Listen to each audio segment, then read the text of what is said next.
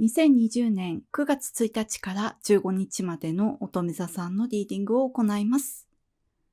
今回のリーディングはこちらの5つのカードデッキを通しましてメッセージを受け取ってまいります。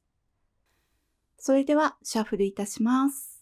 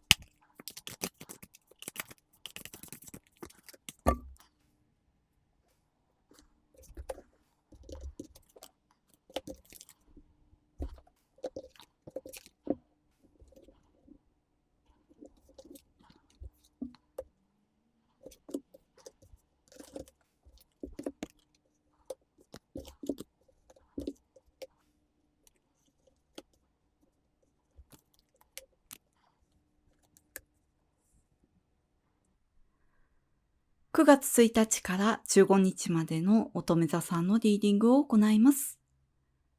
まずはお誕生日おめでとうございます。こちらにトゥルーラブというカードが出てますけれども、今回のテーマは前回の続きにもなるんですけれども、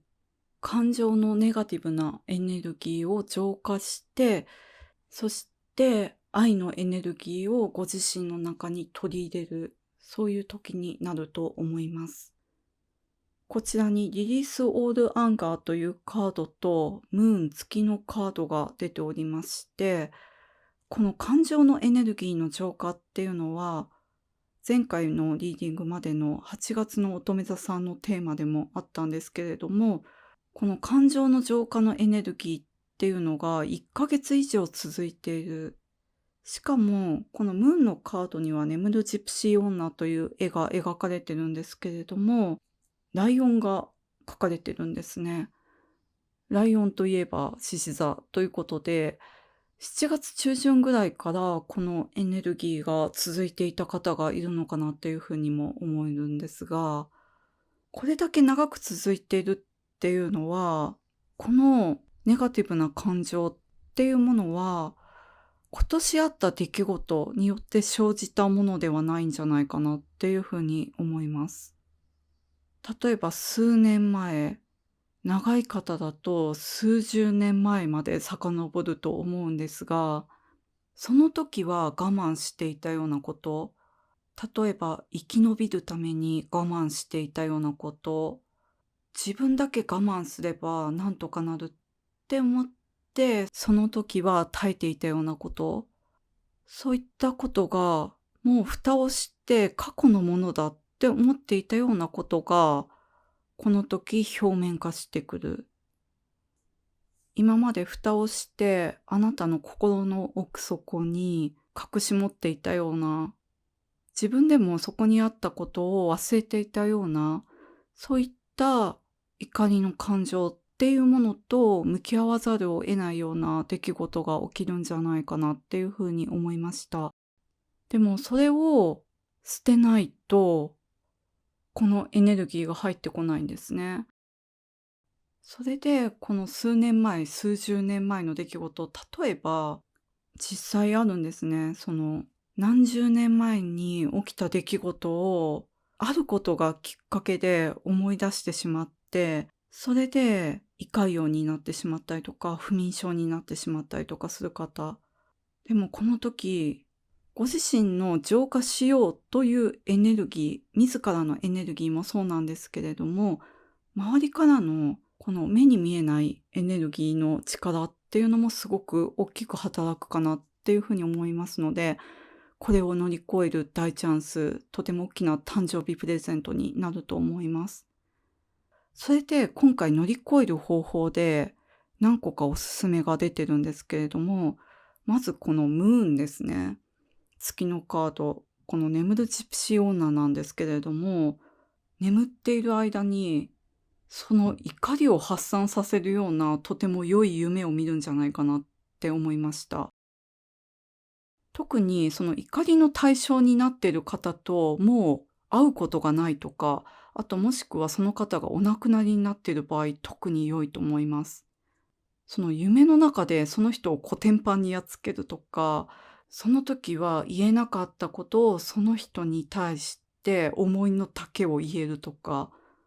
目覚めた時に勝利の余韻で目覚められるような、そういう怒りを発散できる、そしてそれを乗り越えられる良い夢を見られるんじゃないかなと思います。それで、ご自身でできることとしては、この眠りの環境を整えることなんですね。短くても良いので、質の良い深い眠りにつくっていうのがとても大事だと思いますので、寝苦しい夜がこの時も続いてると思うんですけれども、睡眠環境を整えていただきたいっていうのと、あと、こちらにソードのキングが出ておりますけれども、言葉にするっていうことですね。こういう怒りのエネルギーを誰か相手に話すっていうのは、その相手を傷つけることにもなってしまうので、私はお勧めしてないんですけれども、例えばご家族の方に言うと、ご家族がすごく嫌な思いをしてあなたから離れていくとか、そういうこともあるかもしれないので、よっぽど理解のある方以外には、その実際話をするっていうのは避けていただいた方が良いと思うんですけれども、でもこの言葉にするっていうのはとても重要なんですね。この言葉にできるからこそ、夢であなたが思いの丈を述べることができるっていうことにもつながってくるんじゃないかなと思いますので、ぜひ日記にでも手帳にでも、ご自身の怒りを言葉にするっていうことをされてみてください。この時期はそういうなんとなくイライラするとか、なんとなくムカつくとか、そのなんとなくが言葉にできる時でもあると思うんですね。ですので、今までなかなか言葉にできなかった怒りの対象への思いっていうものが、なんとなくから具体的になっていく。それが言葉になった時点で、その怒りが解決できるっていうことも多々ありますので、ぜひこの時はご自身の怒りを言葉にするっていうことをされてみてください。そして3つ目なんですけれども、こちらにカップのクイーンとウェル・井戸というカードが出ておりますが、水のエネルギー、水で流すっていうこともおすすめですって言われています。なので、なんかイライラするとか、そういった時は手を洗う、流水で手を洗う。もし環境が許せば、シャワーを浴びるっていうことをされてみてください。それだけで結構すっきりすると思います。この流れる水っていうのがキーポイントですね。その水と一緒にいらないエネルギーを流す、汚れを流す。この怒りっていうのは、その怒りがないと生きていけないっていう状態の時もあると思うんですけれども、この状態では確実にいらないものなんですね。